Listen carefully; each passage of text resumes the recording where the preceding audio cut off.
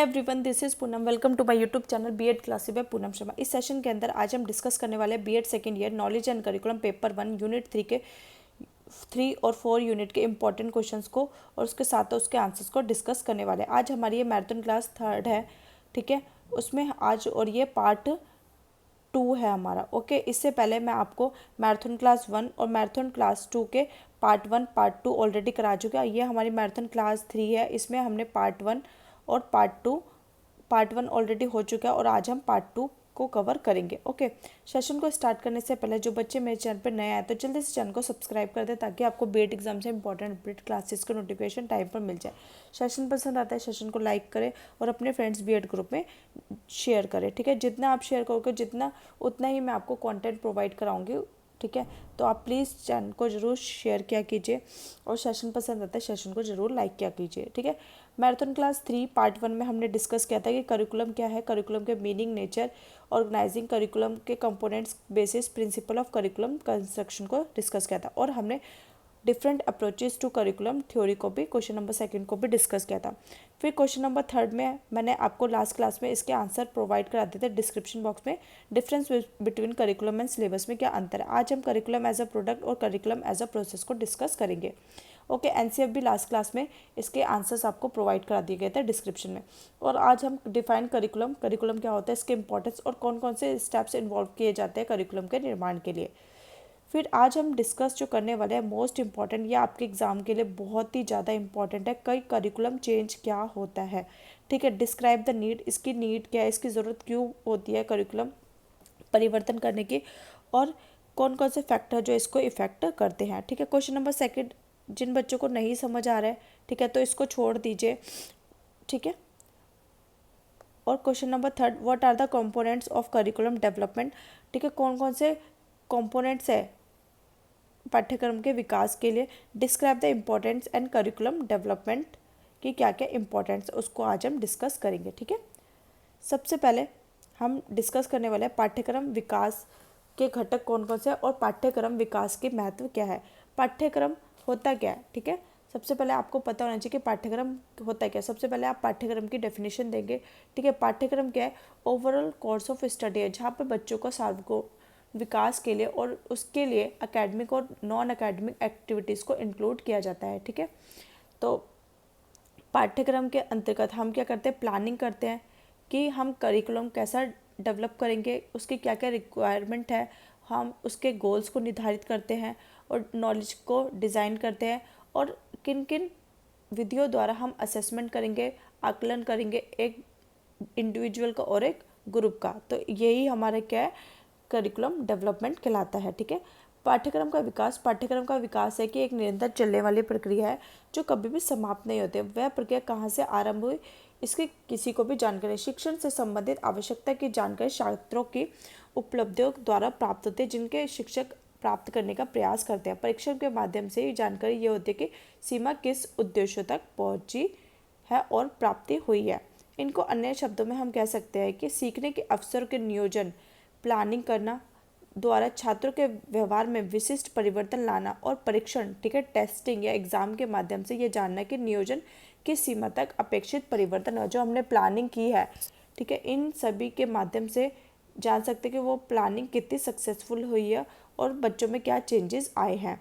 इसी को हम क्या बोलते हैं, करिकुलम डेवलपमेंट कहते हैं। इस प्रत्यय को पाठ्यक्रम विकास की संज्ञा दी जाती है। पाठ्यक्रम का मुख्य लक्ष्य छात्रों का सर्वगुण विकास करना होता है, इसलिए पाठ्यक्रम का प्रारूप ऐसा होना चाहिए कि छात्रों के व्यवहारों में अपेक्षित परिवर्तन किया जा सकते हैं। यह प्रक्रिया चक्रीय तथा निरंतर चलने वाली प्रक्रिया मानी जाती है।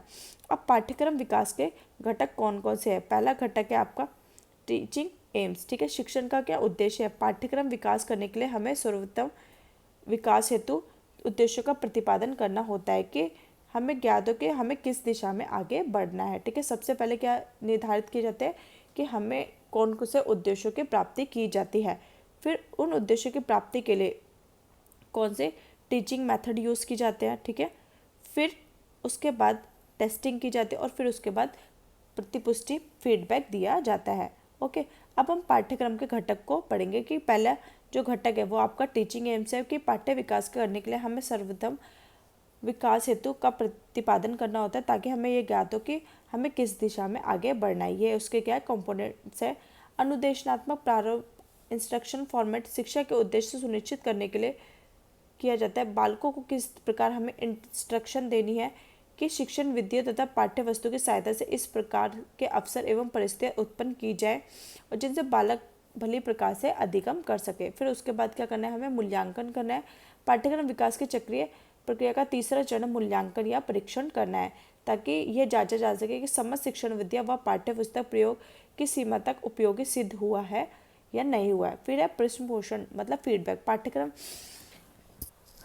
विकास की चक्रीय प्रक्रिया का चौथा व अंतिम चरण मूल्यांकन का प्रभाव। फीडबैक देना कि मूल्यांकन के परिणाम स्वरूप उत्पन्न होता है। मूल्यांकन के द्वारा हम स्थिति का अनुमान लगाते हैं और उसी प्रकार शिक्षकों व छात्रों को फीडबैक प्रदान करते हैं। ठीक है, तो पहला उद्देश्य है शिक्षण उद्देश्य, फिर उसके बाद जो इंस्ट्रक्शन फॉर्मेट, फिर हम मूल्यांकन करेंगे और उसके बाद हम शिक्षार्थियों को फीडबैक देंगे। ठीक है, अब पाठ्यक्रम विकास का महत्व क्या है, ठीक है, उनके बिंदु को समझते हैं। ठीक है, पाठ्यक्रम विकास में बालकों का सर्वगुण विकास करते हैं। ठीक है, पाठ्यक्रम विकास में पाठ्यक्रम के दोषों को दूर करना होता है। ठीक है, यह प्रचलित पाठ्यक्रम की रूढ़िवादिता, परंपरागतता, अबौधिकता, सामंजस्य में अयोग्यता आदि दोष आ जाते हैं तो उसको दूर करता है पाठ्यक्रम विकास। ठीक है, पाठ्यक्रम विकास एक व्यवहारिक प्रक्रिया है। यहाँ पे बच्चे करके सीखते, एक प्रैक्टिकल प्रोसेस है। पाठ्यक्रम के द्वारा पाठ्यक्रम व पाठ्यवस्तु में तालमेल बिठाया जाता है। ठीक है, पाठ्यक्रम विकास में शिक्षण विधियों व प्रवृत्तियों के विकास भी सहायक होते हैं। पाठ्यक्रम विकास के चक्र द्वारा पाठ्यक्रम का आकलन संभव होता है। पाठ्यक्रम विकास ही विभिन्न आयोगों की महत्वपूर्ण संतुलित को लागू करने में सहायक होता है और शिक्षा स्तर को उठाने में पाठ्यक्रम में अहम भूमिका निभाता है। ओके, अब पाठ्यक्रम विकास बता दिए। पाठ्यक्रम को प्रभावित करने वाले कारक लास्ट क्लास में मैंने आपको बता दिए थे और आज हम पढ़ेंगे कि पाठ्यक्रम विकास के कौन कौन से चरण है, कौन कौन से कदम उठाए जाते हैं कि पाठ्यक्रम विकास के लिए। ठीक है, तो पहले पाठ्यक्रम विकास क्या वो आपको अच्छे से समझ आ गया होगा। पाठ्यक्रम को प्रभावित करने वाले कारक, पहला आपका दार्शनिक कारक, सेकंड है राजनीतिक कारक, थर्ड है आपका सामाजिक कारक और फोर्थ है आपका आर्थिक कारक, फिफ्थ है आपका तकनीकी और पर्यावरणीय कारक। लास्ट क्लास में मैंने इसको डिटेल में एक्सप्लेन किया था। ठीक है, अब the steps of curriculum development, पाठ्यक्रम विकास के लिए कौन कौन से स्टेप्स लिए जाते हैं और उनका क्या प्रोसेस होता है। ठीक है, सबसे पहले identify issue, problem and need. ठीक है, समस्या, समाधान, आवश्यकता की पहचान करना कि हमें क्या समस्या आ रही है। ठीक है, उसके समस्या की पहचान करना। ठीक है, फिर उसके बाद पाठ्यक्रम विकास दल का गठन करना, जो रिसर्चर है, टीचर्स है, उनका गठन करना। फिर थर्ड है conducting needs and assessment and analysis. ठीक है, मूल्यांकन तथा विश्लेषण की आवश्यकता का आयोजन करना। ठीक है, कि मूल्यांकन जो होंगे, जो एनालाइज होगा, उसका आयोजन करना। फिर उसके बाद डिफाइनिंग ऑब्जेक्टिव्स। ठीक है, जो हमारे ऑब्जेक्टिव्स है, जो हमने ऑब्जेक्टिव सेट किया उसको परिभाषित करना। फिर है सिलेक्शन ऑफ कंटेंट, सामग्री का चयन करना, जो हमें पढ़ाना है और जो उन्हें सब्जेक्ट्स में शामिल करेंगे उसको डिज़ाइन करना। ठीक है, सिलेक्शन करना। फिर डिज़ाइनिंग एक्सपेरिमेंटल मेथड, प्रायोगिक तरीकों को डिज़ाइन करना, जो प्रैक्टिकल है वो शामिल करोगे उसका डिज़ाइन करना। प्रोडक्शन ऑफ करिकुलम मटेरियल, पाठ्यक्रम सामग्री का मटेरियल को रेडी करना। फिर उसकी टेस्टिंग करना, testing and revision of curriculum, पाठ्यक्रम और संशोधन का परीक्षण करना। फिर रिक्रूटिंग एंड ट्रेनिंग फैसिलिटी, भर्ती और परीक्षण करना। फिर उसके बाद इम्प्लीमेंटेशन ऑफ करिकुलम, जो हमने पाठ्यक्रम बनाया उसको इम्प्लीमेंटेशन करना और उसके बाद इम्प्लीमेंटेशन करने के बाद हमारा काम खत्म नहीं, उसकी एवोल्यूशन करना। ठीक है, ये हमारा करिकुलम डेवलपमेंट का प्रोसेस होता है। ठीक है, और फिर हमारा रिपोर्टिंग है सिक्योर से रिसोर्सेज, रिपोर्टिंग और सुरक्षा साधन करना। फिर अब हमारा what do mean by curriculum change, curriculum change क्या है। ठीक है, करिकुलम, सबसे पहले आप करिकुलम की डेफिनेशन दोगे। ठीक है, करिकुलम क्या है, हमारे ओवरऑल कोर्स ऑफ स्टडी है। ठीक है, सेट ऑफ कोर्स है। ठीक है, जो हमें बच्चों को पूरे साल पढ़ाना होता है उसी के लिए करिकुलम बनाया जाता है। ठीक है, जो भी बच्चों को पढ़ाना है वो सब करिकुलम में जो इंक्लूड होती है, एकेडमिक और नॉन एकेडमिक, उन सबको इंक्लूड किया जाता है। ठीक है, और जो हमारे उद्देश्य होते हैं उनकी प्राप्ति के लिए करिकुलम बनाया जाता है। अब इसको चेंज करने की ज़रूरत क्यों पड़ जाती है? अगर बच्चों को कहीं पर दिक्कत आ रही है, प्रॉब्लम आ रही है, तो हमें उसे इम्प्रूव करना चाहिए, उसे सुधार करना चाहिए। ठीक है, जो भी हमारा एग्जिस्टिंग करिकुलम है उसमें चेंज करने के लिए हमें उसे सुधार किया जाता है, जिससे हमारे स्टूडेंट, टीचर, एडमिनिस्ट्रेटर की जो नीड्स है वो पूरी हो सके। जो भी प्रॉब्लम फेस कर रहे हैं उसको सॉल्व करने के लिए करिकुलम चेंजमेंट करते हैं। ठीक है, अब जैसे एनसीएफ है, ये भी तो चेंज होके 2005 में आया। ठीक है, जो पहले एनसीएफ आया था आपका 2000 में, उसको चेंज करके एनसीएफ 2005, ठीक है, उसमें परिवर्तन किए गए। ठीक है, क्या क्या परिवर्तन किए गए आप उसको भी इंक्लूड कर सकते हो एनसीएफ को। ठीक है, जो स्टूडेंट्स होगा उनका एक्टिव पार्टिसिपेशन होगा। ठीक है, और जो करिकुलम बनाया जाएगा वो चाइल्ड सेंटर्ड करिकुलम होगा, और इसके अंदर टीचर, ठीक है, एक फैसिलिटेटर की भूमिका निभाएगा, और जो स्कूल की नॉलेज है उसको आउट ऑफ स्कूल एक्सपीरियंस से इंक्लूड किया जाएगा। ठीक है, लिंकेज किया जाएगा। ठीक है, आपको ये आई होप आपको अच्छे से क्लियर होगा कि करिकुलम चेंज क्यों किया जाता है। अगर पुराने करिकुलम में कोई भी प्रॉब्लम फेस करनी पड़ रही है, ठीक है, या बच्चों को किसी भी दिक्कतों का सामना करना पड़ता है, तो उसमें परिवर्तन किए जाते हैं, तो उसी को हम क्या बोलते हैं? पाठ्यक्रम परिवर्तन कहा जाता है। अब है इसकी ज़रूरत क्यों पड़ती है? ठीक है, ठीक है, curriculum change needs to change the curriculum. ठीक है, इसकी ज़रूरत क्यों पड़ती है? Restructure the curriculum according to the needs, interest and abilities of the learner. जो स्टूडेंट्स हैं उनके नीड्स, इंटरेस्ट और एबिलिटी के अकॉर्डिंग करिकुलम को रिस्ट्रक्चर करना। ठीक है, फिर सेकंड है eliminate unnecessary units and teaching method. जो बेफालतू के कंटेंट है उसको हटाना, जो एप्रोप्रिएट है, जो उचित है उसी को रखना, जो बच्चे के काम में आए। ठीक है, जो फालतू की यूनिट्स है जिनका कोई मतलब भी नहीं उनको हटा देना। ठीक है, थर्ड है आपको introduce latest and update method of teaching. पढ़ाने के नए मेथड लेके आओ। पहले जो लेक्चर मेथड होते थे, आज के टाइम में इसको चेंज कर दिया गया है। टीचर्स नए नए मेथड से बच्चों को सिखाते हैं। ठीक है, टीचिंग लर्निंग मटेरियल यूज़ किए जाते हैं ताकि बच्चों का जो अधिगम है वो काफ़ी प्रभावी तरीके से हो। बच्चों को चार्ट दिखाए जाते हैं।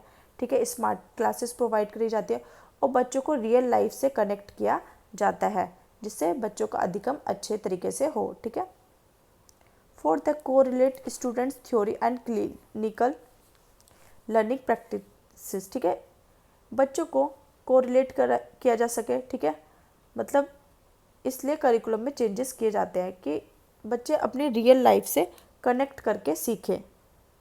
अब कौन कौन से फैक्टर्स है जो करिकुलम चेंज को प्रभावित करते हैं? ठीक है, पहला है वर्कलोड। टीचर, ठीक है, जो रिसर्चर हैं उन पे वर्कलोड बढ़ जाएगा। अब करिकुलम में क्या है? परिवर्तन करना है। जो एग्जिस्टिंग करिकुलम था अब हमें नया करिकुलम बनाना है और उसमें परिवर्तन करना है। फिर उसके बाद फाइनेंशियल प्रेशर भी आएगा, क्योंकि जो हमारे रिसर्चर होते हैं, ठीक है, टीचर्स होते हैं, उनको सैलरी भी देनी पड़ती है। फिर है थर्ड आपका स्टूडेंट एबिलिटीज़ एंड लिमिटेशन। ठीक है, इनका भी फैक्टर इफेक्ट करता है। अब हम पढ़ते हैं हमारे लास्ट टॉपिक, पाठ्यक्रम का एक उत्पाद के रूप में वर्णन। पाठ्यक्रम को एक उत्पाद के रूप में लेने की प्रक्रिया इसमें व्यवहारिक उद्देश्यों पर आधारित उपागम के रूप में विकसित करने से है। जो ये व्यवहारिक हमारे ऑब्जेक्टिव्स होते हैं, ठीक है, प्रैक्टिकल ऑब्जेक्टिव्स पर ये आधारित हमारी अप्रोच है। ये इस अप्रोच में इस तथ्य पर जोर दिया जाए कि पाठ्यक्रम को पढ़ने के बाद क्या जानने और वे करने के योग्य बन सकेंगे। जो हम बच्चों को पढ़ा रहे हैं उसके बाद वे क्या जानेंगे और वो किस काम के करने के योग्य बन सकेंगे। इस आकलन व्यवहारिक उद्देश्यों के रूप में किया जाता है। पाठ्यक्रम में उपागम का आधार व्यवहारिक मनोविज्ञान है, जिसमें शैक्षिक उद्देश्यों पर ज़्यादा बल देते हुए पाठ्यक्रम पर प्रारूप विकसित किया जाता है। विद्यार्थियों में अपेक्षित व्यवहार परिवर्तन के रूप में उद्देश्यों की प्राप्ति की जाती है, और उद्देश्यों के निर्धारित करना इस अप्रोच का मुख्य भाग होता है। ठीक है, अब इस पाठ्यक्रम के एक उत्पाद के रूप में निर्माण के निम्नलिखित स्टेप्स होते हैं। पहले आवश्यकताओं को निदान करना, डायग्नोस करना कि उसकी नीड क्या है। फिर उद्देश्यों का प्रतिपादन करना, ठीक है, फिर उद्देश्यों का फॉर्मुलेशन करना, विषय वस्तु का चयन करना कि कौन से सब्जेक्ट्स पढ़ने उसका सिलेक्शन करना, ठीक है। विषय वस्तु का संगठन, ऑर्गेनाइजेशन ऑफ कॉन्टेक्स्ट, ठीक है। फिर अधिगम अनुभवों को चयन करना और अधिगम अनुभवों का संगठन करना, और लास्ट हमारा स्टेप है ये निर्धारण करना कि मूल्यांकन करना है और इसके करने के तरीके तथा साधन क्या है, ठीक है। इसी को हम क्या बोलते हैं, करिकुलम एज अ प्रोडक्ट, ठीक है। करिकुलम जो हमारा एज अ प्रोडक्ट है वो किस पर आधारित है, व्यवहारिक उद्देश्यों पर आधारित है। इस अप्रोच के अंदर इस पर जोर दिया जाता है कि बालक को जो हमने पढ़ाया उसके बाद वो क्या जानेंगे और वो क्या करने के योग्य बन सकेंगे, ठीक है। फिर पाठ्यक्रम एक प्रक्रिया के रूप में वर्णन कीजिए। पाठ्यक्रम एक ऐसी धुरी है जिसके चारों ओर कक्षा के विविध कार्य तथा विद्यालय के समस्त कार्यक्रम विकसित हो जाते हैं। पाठ्यक्रम एक ऐसी प्रक्रिया है जिसके चारों ओर कक्षा के सारे कार्य और विद्यालय के पाठ्यक्रम के एक व्यवहारिक वस्तु नहीं है, बल्कि यह अध्यापक तथा ज्ञान के बीच अंतर्क्रिया है। इस उपागम में विद्यार्थियों को अध्यापकों की अपेक्षा होती है और जो क्रिया के रूप में संबंधित आवश्यकता की पूर्ति करते हैं। इसमें विद्यार्थियों को बातचीत करने के लिए प्रेरित किया जाता है। इसमें क्रिया तथा चिंतन शक्ति का विकास होता है और इसमें इनका मूल्यांकन किया जाता है तथा वांछित परिणाम प्राप्त किए जाते हैं। इस उपागम के अनुसार पाठ्यक्रम वह है जो कक्षा में घटित होता है, जो कक्षा में किया जाता है। उपागम का अवबोध तथा ज्ञान छात्रों तथा उनके वातावरण के बीच अंतःक्रिया की प्रक्रिया पर निर्भर करता है। ओके, हमारी यूनिट 3 और 4 की भी मैराथन क्लास आज ख़त्म हो चुकी है, ठीक है। अब आप जो मैंने मैराथन क्लास आपको प्रोवाइड किया सिर्फ आप उनकी रिवीजन कर लीजिए। अब इस लास्ट मोमेंट पे आप इतना ही करके चले, आप यकीन माने अपने एग्ज़ाम में बहुत अच्छा स्कोर करेंगे, ठीक है। कल के एग्ज़ाम के लिए, ठीक है, कल के एग्ज़ाम के लिए ऑल द बेस्ट। सबका एग्ज़ाम बहुत अच्छा जाएगा, ठीक है। आप जो मैंने आपको मैराथन क्लास प्रोवाइड कराई है, आप सिर्फ अब इस लास्ट मोमेंट पर इन्हीं मैराथन क्लास को देख लीजिए, ठीक है। सेशन पसंद आता है, सेशन को ज़रूर लाइक करें और अपने फ्रेंड्स बीएड ग्रुप में ज़रूर शेयर करें। कमेंट करके ज़रूर बताया करो कि आपको सेशन कैसा लगा, और चैनल पर नया है तो चैनल को सब्सक्राइब कर ले। Thanks for watching.